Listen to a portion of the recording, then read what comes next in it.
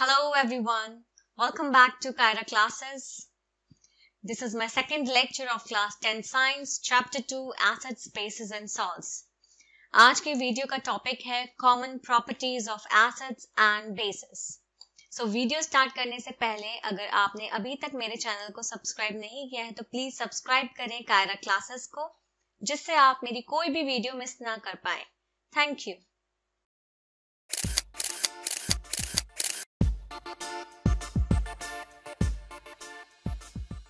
So start करते हैं common properties of acids and bases से. तो सबसे पहले आता है इसमें एसिड और a base in a water solution. तो वाटर सॉल्यूशन में हम देखेंगे एसिड क्या जनरेट करता है और बेस क्या फॉर्म करता है. Hydrogen ions in HCl are produced in the presence of water. The separation of H plus ion from HCl molecules cannot occur in the absence of water. तो जो hydrogen ions, जो HCl में जो hydrogen ions हैं वो produce होते हैं जब वाटर प्रेजेंट होता है. तो जब अगर मैं बात करूं जब HCl रिएक्ट करेगा वाटर के साथ तो क्या प्रोड्यूस होता है, तो प्रोड्यूस होते हैं हाइड्रोजन आयंस. अब जो हाइड्रोजन आयन है वो HCl से उसका जो सेपरेशन है वो मुमकिन नहीं है बिना पानी के. तो वाटर का होना बहुत जरूरी है जिससे आपको H प्लस आयंस मिल सके. Hydrogen ions cannot exist alone, but they exist after combining with water molecules. Thus, hydrogen ions must always be shown as H plus. Aqueous मतलब water solution. और हाइड्रोनियम आयन जिसका है chemical formula H3O+. तो यहाँ पे मैं आपको बताना चाहती हूँ कि जब HCl वाटर के साथ रिएक्ट करता है तो हाइड्रोनियम आयन फॉर्म कर रहा है और क्या फॉर्म कर रहा है, क्लोराइड आयन. हाइड्रोजन आयंस अकेले एग्जिस्ट नहीं करते हैं उन्हें, बट ये एग्जिस्ट करते हैं वाटर के साथ कंबाइन करने के बाद. तो मतलब वाटर के साथ कंबाइन करेंगे तो वो एग्जिस्ट करते हैं किस फॉर्म में, हाइड्रोनियम आयन के फॉर्म में. तो हाइड्रोजन आयंस ऑलवेज आप उन्हें शो कर सकते हो H प्लस, मतलब H प्लस एक्वस मतलब वाटर में जब मैं शो करूंगी हाइड्रोजन आयंस को तो H प्लस एक्वस दिखाऊंगी, या फिर हाइड्रोनियम आयन H3O+ से. तो यहाँ पे आप देख सकते हो जब हाइड्रोजन आयन वाटर के साथ कंबाइन करेगा तो क्या फॉर्म होगा, hydronium ion. Because hydrogen ions अकेले एग्जिस्ट नहीं करते हैं, उन्हें वाटर के साथ कंबाइन करना पड़ता है अपनी आइडेंटिटी दिखाने के लिए. We have seen that acids give H3O+, hydronium ion or H plus aqueous ion in water. Let us see what happens when a base is dissolved in water. तो हमने देखा कि जब एसिड को आप वाटर में डिसॉल्व करोगे तो क्या फॉर्म होता है, हाइड्रोनियम आयन फॉर्म होगा या H प्लस आयन फॉर्म होगा. अब हम देखेंगे बेस को अगर आप वाटर में डिसॉल्व करोगे तो आपको क्या मिलता है. बेसेस जनरली प्रोड्यूस करते हैं हाइड्रोक्सिल आयंस या फिर हाइड्रोक्साइड आयन जिसका फॉर्मूला है OH-. तो वाटर में जब आप बेसिस को डिसॉल्व करोगे तो क्या मिलेगा आपको, हाइड्रोक्सिल आयंस. बेसिस जो कि वाटर में सॉल्युबल होते हैं उन्हें हम कहते हैं अल्कलाइज या अल्कलीज. एग्जाम्पल के तौर पे यहाँ पे बेस लिया गया है मैग्नीशियम हाइड्रोक्साइड, और जब मैग्नीशियम हाइड्रोक्साइड जो है वो किस में टूट रहा है, मैग्नीशियम और हाइड्रोक्सिल आयन में. All acids generate H plus aqueous and all bases generate OH- aqueous. We can view the neutralization reaction as follows. तो सारे के सारे जो एसिड्स हैं वो H plus आयन जनरेट करते हैं, जबकि सारे के सारे बेसिस क्या फॉर्म करते हैं, OH या फिर हाइड्रोक्सिल आयंस. तो हम इस न्यूट्रलाइजेशन रिएक्शन को ऐसे देख सकते हैं, जब एसिड बेस के साथ रिएक्ट करेगा तो मैंने आपको बताया था एसिड जो है वो H plus आयन जनरेट कर रहा है और जो बेस है वो हाइड्रोक्सिल आयन जनरेट कर रहा है. तो ये जब आपस में रिएक्ट करेंगे तो क्या फॉर्म होगा, सॉल्ट और वाटर. तो यहाँ पे एग्जाम्पल के तौर पे इन्होंने दिखा रखा है HX कोई एसिड है प्लस MOH कोई बेस है. तो ये आपस में एसिड बेस जब रिएक्ट हुए तो उन्होंने फॉर्म किया सॉल्ट MX और यहाँ पे बना वाटर HOH. इसका मतलब यही है H2O. जब हाइड्रोजन आयन जब हाइड्रोक्सिल आयन के साथ कंबाइन करेगा तो क्या फॉर्म होगा, H2O water. The process of dissolving an acid or a base in water is a highly exothermic one. तो जब आप एसिड या बेस को वाटर में डिसॉल्व करते हो तो ये एक बहुत ही ज्यादा एक्सोथर्मिक रिएक्शन होता है. इसका मतलब बहुत ज्यादा एनर्जी रिलीज होगी, इवॉल्व होगी. Care must be taken while mixing concentrated nitric acid और सल्फ्यूरिक एसिड विद वाटर. तो बहुत ध्यान पूर्वक आपको जब आप मिक्स करोगे कॉन्सेंट्रेटेड नाइट्रिक एसिड या सल्फ्यूरिक एसिड को वाटर के साथ तो बहुत ध्यान पूर्वक आपको ये काम करना पड़ेगा. The acid must always be added slowly to water with constant stirring. तो आप क्या करोगे, एसिड को धीरे धीरे मतलब धीरे धीरे आप वाटर में ऐड करोगे और साथ में आप उसको मिक्स भी करते रहोगे। अगर वाटर को आपने ऐड कर दिया कॉन्सेंट्रेटेड एसिड में तो बहुत ज्यादा हीट जनरेट होगी और उससे क्या हो सकता है, जो मिक्सचर है वो स्प्लैश आउट, मतलब बेसिकली मिक्सचर को स्प्लैश आउट कर सकता है और इससे बर्न्स हो सकते हैं। तो इसीलिए कह रहे हैं कि आप एसिड को धीरे धीरे वाटर में डिसॉल्व करें और साथ साथ उसे स्टिर कर, उसे चलाते रहें। The glass container may also break due to excessive local heating. तो जो ग्लास कंटेनर है वो भी टूट सकता है ज्यादा हीट होने की वजह से।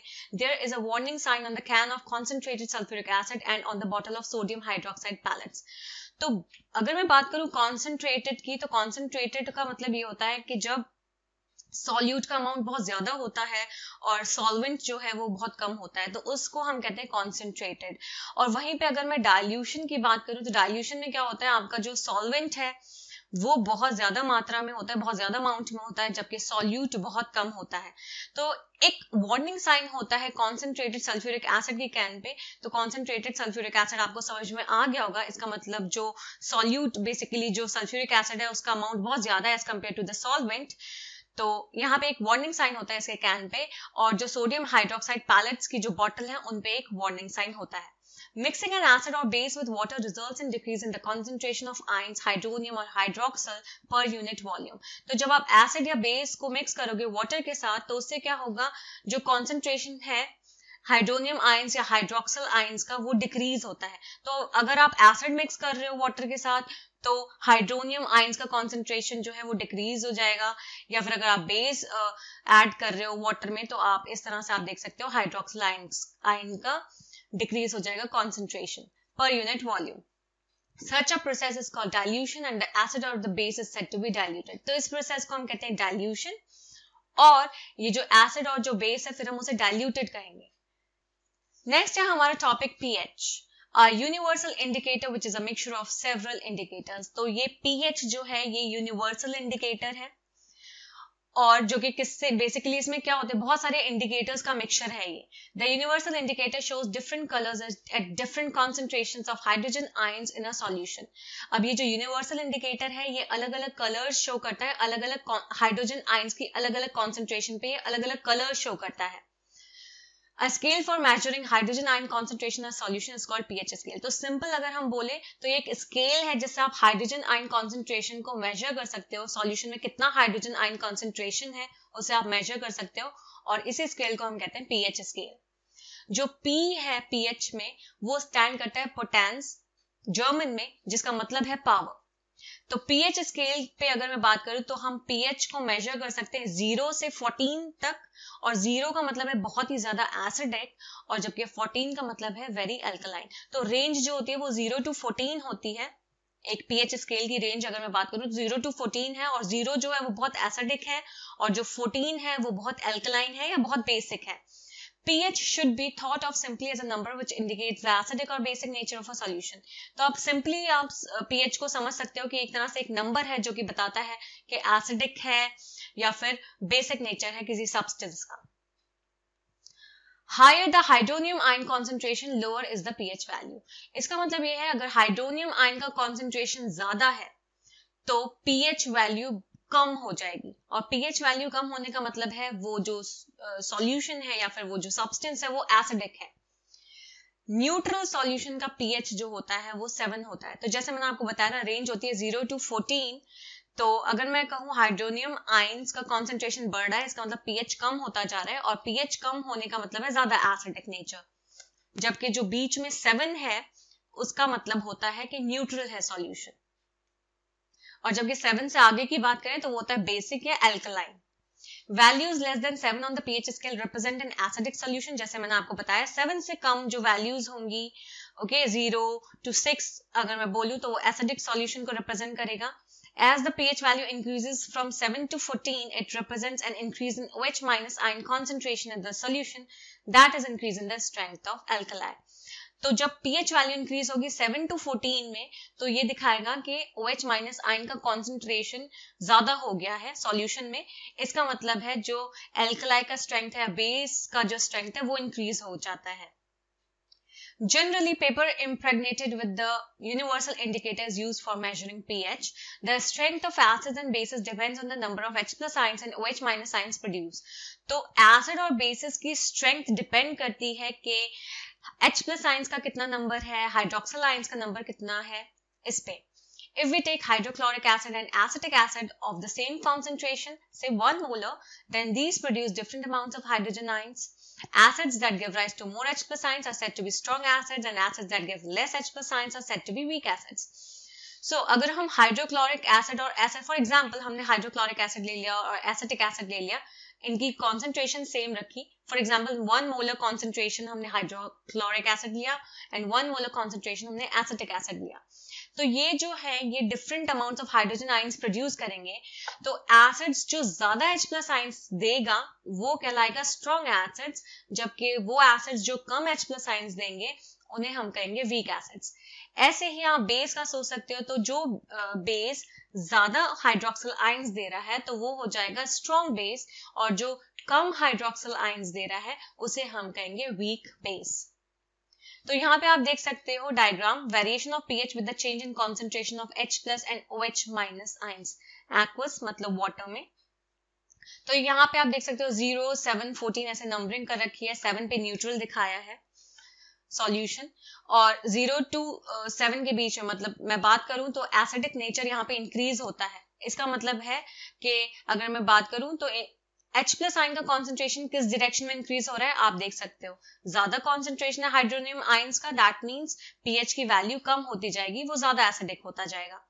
अब राइट साइड आप देख सकते हो बेसिक नेचर इंक्रीज हो रहा है 7 to 14 के बीच में, और यहाँ पे जो है H प्लस आयन का कॉन्सेंट्रेशन डिक्रीज हो रहा है और OH माइनस आयन का कॉन्सेंट्रेशन बढ़ रहा है. तो इस तरह से हम बताते हैं एक सिंपल कि सॉल्यूशन जो है वो एसिडिक है, न्यूट्रल है या फिर बेसिक या एल्कलाइन है. pH of some common substances shown on a pH paper. तो एक pH पेपर पे इन्होंने common substances का pH शो कर रखा है. जैसे कि 0 to 14 आप देख सकते हो. यहाँ पे गैस्ट्रिक जूस का pH होता है around 1.2. Okay, then second lemon juice का दिखा रखा है 2.2. ओके, तो गैस्ट्रिक जूसेस की अगर मैं बात करूं तो उसका pH 1.2 है, लेमन जूस का 2.2 है. तो ये एसिडिक है बेसिकली, 7 से कम की रेंज में आ रहे हैं. ऑब्वियसली 7 से कम है ये. प्योर ब्लड, वो प्योर वाटर या ब्लड का pH है 7.4. तो इसका मतलब है न्यूट्रल. तो यहाँ पे साफ पता चल गया न्यूट्रल होगा. देन आगे आप मिल्क ऑफ मैग्नीशिया देख सकते हो, इसका pH है 10. तो 10 इसका मतलब ये बेसिक है, अल्कलाइन है नेचर में. ऐसे सोडियम हाइड्रोक्साइड सॉल्यूशन इसका क्या होता है pH अबाउट 14. तो ये भी क्या है बेसिकली एल्कलाइन इन नेचर. अब हम बात करते हैं pH का क्या इंपॉर्टेंस है हमारी लाइफ में. Our body works within the pH range of 7 to 7.8. तो हमारी जो बॉडी है उसका भी एक काम करने का pH का रेंज है वो है 7 to 7.8. तो 7 to 7.8 के pH रेंज में हमारी बॉडी वर्क करती है. Living organisms can survive only in a narrow range of pH change. तो बहुत ही कम अगर pH चेंज का pH अगर बहुत ही कम रेंज में चेंज हो रहा है, तो बेसिकली अगर मैं pH की बात करूँ कम रेंज में चेंज हो रही है तो लिविंग ऑर्गेनिज्म सर्वाइव कर सकते हैं. लेकिन अगर ज्यादा ब्रॉड रेंज है pH चेंज का तो उसमें जो लिविंग ऑर्गेनिजम्स है वो सर्वाइव नहीं कर सकते हैं. जब रेन वाटर का pH 5.6 से कम हो जाता है तो हम उसे कहते हैं एसिड रेन. और जब ये एसिड रेन जो है रिवर्स में फ्लो करती है, तो ये क्या करती है, रिवर वाटर के pH को भी कम कर देती है. तो एसिड रेन आपने पढ़ा होगा छोटी क्लासेस में भी. एसिड रेन जो मार्बल स्टैच्यूज है इन सबको भी क्या कर देती है, खराब कर देती है. तो रिवर्स में फ्लो होने की वजह से इसने रिवर वाटर का pH कम कर दिया. इसकी वजह से क्या होता है, जो एक्वेटिक लाइफ है उनका सर्वाइवल जो होता है ऐसी रिवर्स में वो बहुत मुश्किल हो जाता है. नेक्स्ट है हमारा pH in our digestive system. Digestive system में pH देखेंगे तो हमारा जो स्टमक होता है वो हाइड्रोक्लोरिक एसिड प्रोड्यूस करता है. अब ये जो हाइड्रोक्लोरिक एसिड है ये हेल्प करता है फूड के डाइजेशन में बिना स्टमक को हार्म पहुंचाए. During indigestion, the stomach produces too much acid and this causes pain and irritation. Indigestion के दौरान क्या होता है, स्टमक बहुत ज्यादा एसिड प्रोड्यूस करता है और जिससे पेन और इरिटेशन होता है। तो इस पेन से बचने के लिए लोग जो है बेसिस को यूज करते हैं जिन्हें हम कहते हैं एंटासिड्स। तो एंटासिड्स को यूज करते हैं जो एक तरह से बेसिस है। ये जो एंटासिड्स हैं ये न्यूट्रलाइज करते हैं एक्सेस एसिड को। एग्जाम्पल के तौर पे इन्होंने दे रखा है यहाँ पे magnesium hydroxide, milk of magnesia, जो कि एक माइल्ड बेस है। तो ये जो स्टमक की इरिटेशन है या पेन है उसको रिड्यूस करने में हेल्प करता है। नेक्स्ट है हमारा pH change as the cause of tooth decay. Tooth decay starts when the pH of the mouth is lower than 5.5। तो टूथ डीके कब स्टार्ट करता है, जब pH जो है माउथ का वो 5.5 से कम हो जाता है। टूथ का जो एनामल वाला पार्ट है जो कि कैल्शियम फॉस्फेट से बना होता है, वो सबसे ज्यादा हार्डेस्ट सब्सटेंस होता है बॉडी में। तो it does not dissolve in water but is corroded when the pH in the mouth is below 5.5। तो वो वाटर में डिसॉल्व नहीं होता है लेकिन वो उसमें कोरोजन हो जाता है, वो कोरोडेड हो जाता है जब माउथ का pH 5.5 से नीचे जाता है। जो बैक्टीरिया हमारे माउथ में प्रेजेंट होता है वो एसिड्स प्रोड्यूस करता है by degradation of sugar and food particles remaining in the mouth after eating. The best way to prevent this is to clean the mouth after eating food. Using toothpastes which are generally basic for cleaning the teeth can neutralize the excess acid and prevent tooth decay. तो इससे बचने के लिए mouth को clean करना चाहिए after eating food. इसके लिए आप टूथपेस्ट यूज करते हो जो कि बेसिकली जनरली बेसिक होते हैं नेचर में, मतलब बेसिक होते हैं ये।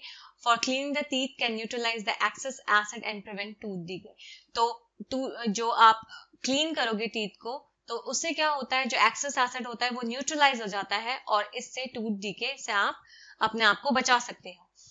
जैसे ही कोई बी काटता है या डंक मारता है तो उससे क्या होता है, वो एक एसिड छोड़ता है जिसकी वजह से पेन और इरिटेशन होता है। तो आप क्या कर सकते हो, आप एक माइल्ड बेस जैसे कि बेकिंग सोडा को आप उस स्टंग जहां पे डंक मारा है उस एरिया पे अगर आप बेकिंग सोडा अप्लाई करोगे तो आपको जल्द ही आराम मिलता है। Stinging hair of nettle leaves inject methanoic acid causing burning pain. तो एक तरह से एक और एग्जाम्पल है यहाँ पे स्टिंगिंग हेयर। नेटल लीव्स के जो स्टिंगिंग हेयर है वो इंजेक्ट करते हैं मीथेनोइक एसिड को जिससे बर्निंग पेन सेंसेशन बेसिकली होता है, एक बर्निंग पेन की तरह। अब हम देख लेते हैं नेचुरल सोर्सेज और उनमें कौन से एसिड प्रेजेंट होते हैं उनको।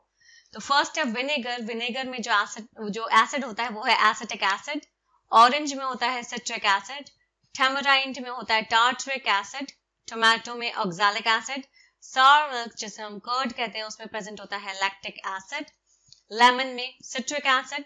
एंट स्टिंग उसमें होता है मीथेनोइक एसिड।